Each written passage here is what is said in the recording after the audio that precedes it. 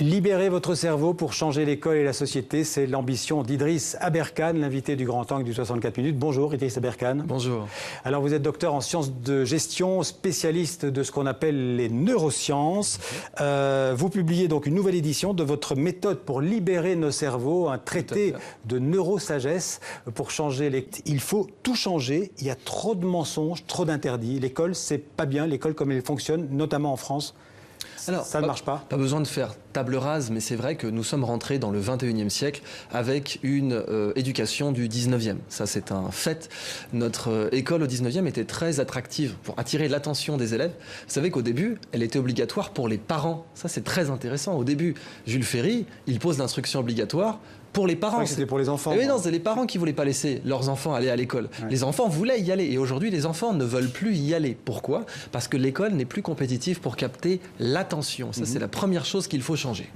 Alors, vous dites notre cerveau, je résume en fait la philosophie, j'allais dire, générale de votre livre. Notre cerveau est bridé par des freins, par des limites imposées par la société dans laquelle on vit, bien sûr, par l'éducation, on vient d'en parler, ou par ce qu'on pourrait appeler le conformisme ambiant. Et oui, si on fait une réédition de ce livre, en fait, c'est qu'il a connu un très grand succès international, traduit en 9 langues, dont le chinois, le coréen, le japonais et le russe. Et précisément parce que ce livre parle d'un phénomène que trop peu de gens connaissent, qui s'appelle l'impuissance apprise. L'impuissance apprise, c'est quand notre cerveau nous dit « n'essaye même pas, tu ne peux pas », quand notre cerveau se bride. Et ce phénomène d'impuissance apprise, qui est connu en psychologie, eh bien, il a des effets très pervers dans l'éducation. Il y a beaucoup d'élèves qui sont en échec scolaire uniquement parce que leur cerveau leur dit tu ne peux pas réussir. Alors vous dites par exemple pas qu'ils n'ont pas le niveau, c'est juste que leur cerveau les bloque. Vous dites par exemple que l'école, elle apprend à se conformer au moule, elle apprend à rester en place, elle apprend à ne pas discuter de l'autorité, à ne pas s'exprimer librement, à ne pas être autonome. C'est vrai, je suis désolé de le dire. Je suis d'accord avec vous-même, mais quand même, c'est dur, c'est raide. Observez-le. Est-ce que vous voyez des cas où on peut discuter l'autorité, les meilleurs systèmes éducatifs, effectivement, dans le monde, le système finlandais, singapourien, islandais, suisse, sont des systèmes où le dialogue socratique est vénéré. C'est-à-dire qu'on peut échanger avec son professeur, il ne détient pas la vérité. Notre système éducatif n'a pas cette tradition-là. Le professeur a toujours raison. La connaissance est descendante. J'ai même un de mes professeurs, quand j'étais au lycée, qui disait, vous savez, ici, on est en dictature, comprenez-le bien. Bon. D'ailleurs, l'école, vous en avez beaucoup fréquenté.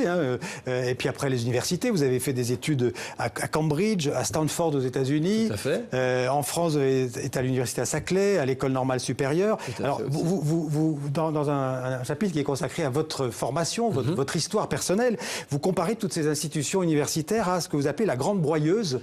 Résultat, vous avez fait une dépression. Oui, je suis pas le seul. À cause du système universitaire. Ce livre est né d'un mal-être qui était que je trouvais véritablement que le système dans lequel je progressais et dans lequel j'ai passé 3 doctorats, dont un de l'école polytechnique, eh bien ce système-là ne se préoccupait absolument pas du tout de mon épanouissement.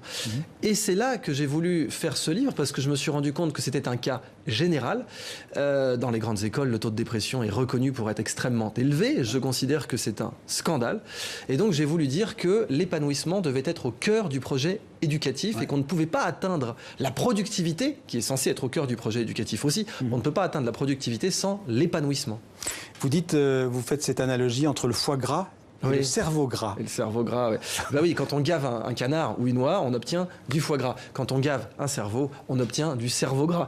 Et je dis dans le livre qu'en fait, il est tragique de sélectionner nos leaders parmi ceux qui ont été le plus gavés, parmi ceux qui ont quasiment l'esprit le plus encombré dans un 21e siècle qui doit être agile, où on doit remettre en question ce que l'on a appris tout le temps, parce qu'au 21e siècle, les connaissances progressent tellement vite. Alors on peut redire que Donald Trump est un contre-exemple. Il n'a probablement pas le cerveau, disons... trop encombré. Alors, ça dépend, parce que dans le monde des affaires, c'est cela dit aussi le cas. Oui, c'est un contre-exemple. C'est pas celui qui serait le plus heureux à citer, mais c'en est un. Cela dit, j'avais fait un sujet dans Le Point sur Donald Trump, effectivement, pour dire qu'il était tout de même moins bonnet qu'il n'y paraît. Alors, vous dites aussi, il y a des choses passionnantes dans ce livre, il y a une ergonomie pour les objets. Oui. On cherche des objets de plus en plus ergonomiques. Et vous dites qu'il faudrait qu'on utilise notre cerveau de manière ergonomique, c'est-à-dire, et vous appelez ça la neuroergonomie. Alors, c'est pas moi qui l'ai appelé, c'était une science militaire américaine qui a été développée pour les pilotes de chasse au départ. Et cette science consistait à rendre un pilote plus destructeur, comment faire en sorte qu'il soit plus efficace. Et puis destructeur, un pilote de chasse, il n'est pas là pour planter des carottes a priori. Et donc, l'idée était qu'il puisse verrouiller des cibles, etc., plus rapidement. Et cette science, petit à petit, est passée dans le civil. Ce que je dis dans mon livre, c'est la neuroergonomie est une affaire trop sérieuse pour être laissée aux militaires. Malgré tout le respect que j'ai pour les forces armées, il est vrai que cette science devrait passer dans le civil. La neuroergonomie, comme l'ergonomie normale, une chaise c'est plus ergonomique qu'un tabouret parce que ça soutient mieux notre corps, eh bien il existe des façons de présenter la connaissance ergonomiquement au cerveau aussi, et j'en parle dans le livre. Et justement, pour faire ça, il faut connaître son cerveau. Oui. Et alors, on pourrait se poser la question, c'est quoi le cerveau? Et vous ne posez pas cette question, vous dites, qui est votre cerveau? Oui, c'est surtout ça. Ouais. Alors, parce qu'il prend des décisions pour nous, le traître, j'ai envie de dire. Donc, il faut quasiment le considérer comme une personne. D'ailleurs, vous avez des cas de personnes qui ont des dissociations et qui peuvent, soit par somnambulisme la nuit, être une toute autre personne. Enfin, le Horla de Guy de Maupassant, notre cerveau est une personne puisqu'il est ce qui construit la nôtre. Et donc, il faut le connaître en tant que personne qui prend des décisions pour nous, qui a des opinions et qui nous manipule. Est-ce qu'on utilise vraiment que 10% des capacités de notre cerveau? C'est une légende, mais c'est une légende qui est même pas fausse. Enfin, elle est fausse, mais elle est même pas fausse dans le sens où elle veut rien dire. Bon, 10% de quoi? De la masse, des cellules, de l'énergie. Par contre, ce qui est vrai, c'est que cette légende, elle vient d'un grand psychologue américain qui s'appelait William James et qui avait jamais dit cerveau, il avait jamais dit 10% non plus. Il avait dit, nous n'utilisons pas tout notre potentiel intellectuel. Là, il a raison. C'est-à-dire que nos mains, par exemple, leur potentiel, ça serait de jouer du piano, de peindre une œuvre d'art, etc. Mais dans notre vie, nous n'allons pas faire tout ce que nos mains auraient pu faire.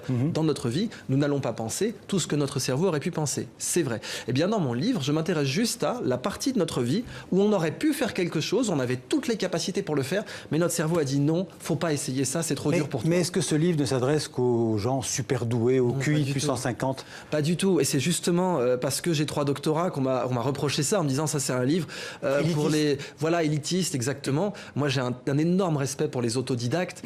J'ai été, comme vous l'avez mentionné, chercheur à Stanford et j'y suis resté associé 7 ans. Et là-bas, les autodidactes sont vénérés. Il y a même une bourse aux États-Unis qui est attribuée aux élèves qui quittent l'université. Et c'est la première fois qu'une bourse est créée pour encourager un élève à quitter l'université. Donc ce livre est évidemment adressé à tout le monde et s'il ne l'était pas, il n'aurait pas été traduit en 9 langues. Alors il y a beaucoup de choses dans ce livre. Il y a aussi une notion omniprésente, c'est l'économie de la connaissance. Oui, tout à fait. Donc d'abord, il faudrait peut-être définir ce que c'est la connaissance.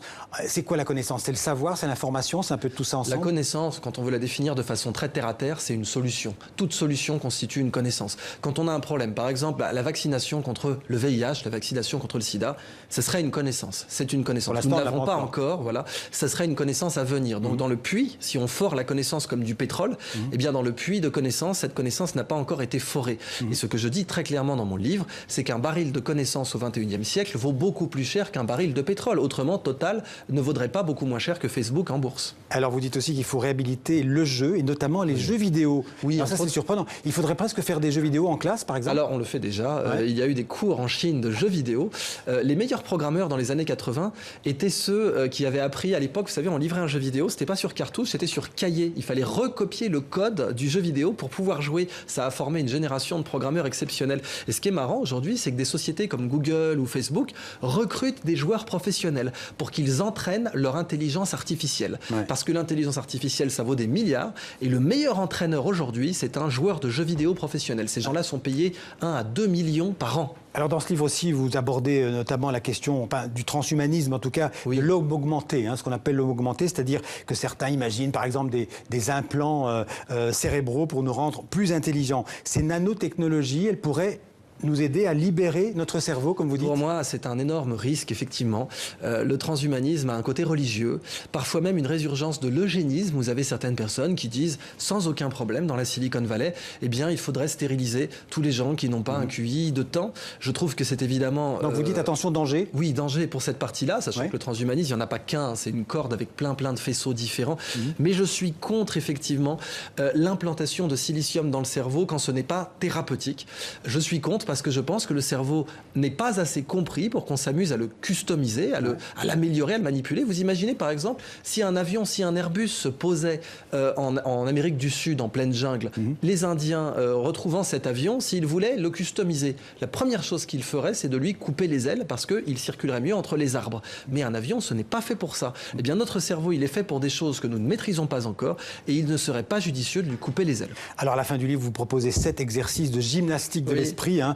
Par exemple, soyez un néophile délibéré ou ignorez vos pairs. PAIRS. PAIRS. Ouais. Et puis, surtout, vous évoquez souvent dans le livre, filigrane et parfois d'ailleurs tout à fait nettement, la tradition soufie, la dimension intérieure, spirituelle de l'islam.